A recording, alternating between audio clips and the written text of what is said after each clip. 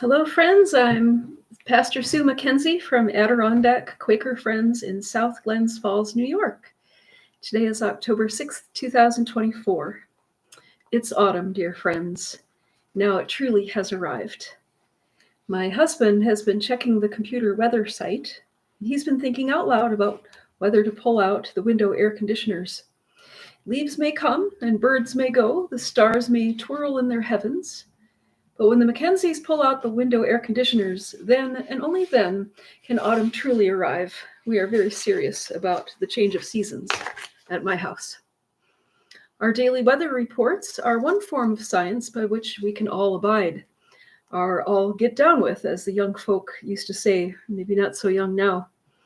Weather reports are based upon expected patterns which are known due to the evidence of past history, along with mathematical analysis of weather data. The weather report is a staging of facts which have been analyzed through mathematics based upon physical laws and given with a tempering effect of statistical livelihood. The weatherman or woman goes out in front of the television green screen or onto the radio airwaves, and they give these facts to the listening public, along with a little humor, a little personality, and compassion for the people who will be suffering rain and hail soon. They are storytellers, and they tell stories about weather facts. Their report is based on fact, and the actual weather, which is then observed, becomes further fact, which we can see, smell, taste, and feel. The weather that results can affect our quality of life. As we saw this week, our ability to do our work, it can affect our safety. The weather, then, is a form of truth. No matter how carefully prepared a weather report is, we just never know. And no matter how well-educated, experienced, and prepared a weather analysis team is, no matter how big the computers are that run their numbers, sometimes weather reports are wrong, just plain wrong. The kind of wrong where you scheduled an outdoor wedding, but pulled it inside because these big storms were called for and you got your deposit back on the tents and the chairs. So they're gone. And when the hour for the wedding comes, there are silken skies full of twinkling white high cirrus clouds, beams of sunshine, a delectable warmth which wafts over the air, circling flocks of happy birds, and almost the sound of weather angels singing from on high because it is such a perfect day. That's a bad weather report at work, folks. Or the kind of wrong weather report where you rented a boat to take the family out on Lake George fishing, and everyone drove up from downstate, and you loaded this big pontoon boat with coolers and swimming towels, and off you went from shore, slowly. And then the whitecaps started to hit the pontoon, and the winds started to blow. The clouds came flying out of the north, and you got your whole family drenched and scared and laughing and swearing to get you back for this one, and soon. That's a bad weather report at work, folks. Sometimes we people, no matter how educated we are, no matter how experienced we are, no matter how wise and well-meaning we are, no matter how gifted, no matter what the facts are behind us and our ideas, sometimes we are nevertheless wrong. Sometimes we are spectacularly, ridiculously, profoundly wrong. Here's one example: slavery. Early citizens of our country convinced themselves that slavery was okay. Some thought that it was economically, scientifically, theologically justified, right, moral, and acceptable. There are still authors writing books trying to convince people that they can feel okay about slavery, that parts of slavery weren't that bad, they say. These authors put forth their facts to convince us, but they are walking on ground which is stained with the blood and tears of centuries, and their ideas are wrong by almost anyone's yardstick. It shocks me to think that we have experts and leaders in this country who come from our oldest families, were raised in our finest communities, educated in our most expensive schools, given moral training in our tallest churches, and work for our most influential employers.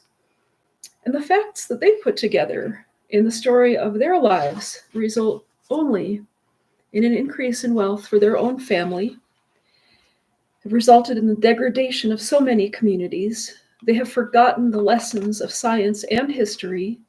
They have committed personally the greatest moral turpitudes known to human society, and have only worked their influence to increase their own fame and their own influence to increase their own power. And they allow conditions in our country in which the common people suffer lives of overwork, debt, stress, trauma, danger, indignity, a loss of faith, a loss of confidence, and a loss of hope.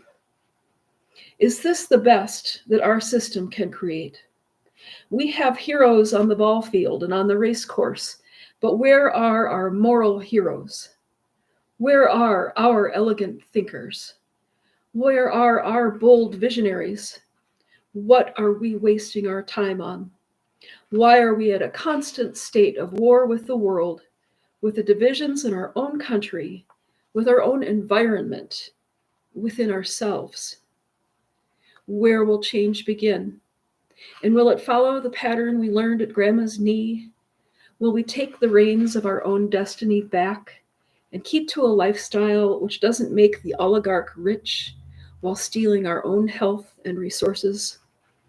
Will we take account of who we are, what we have to offer, what we can give, what we need to correct, how we need to become stronger, how we need to become more honest with ourselves and everyone around us, how we need to grow up and take responsibility for what we have done wrong, what we have left undone, what we can still do in this one brief and precious wild life that we have.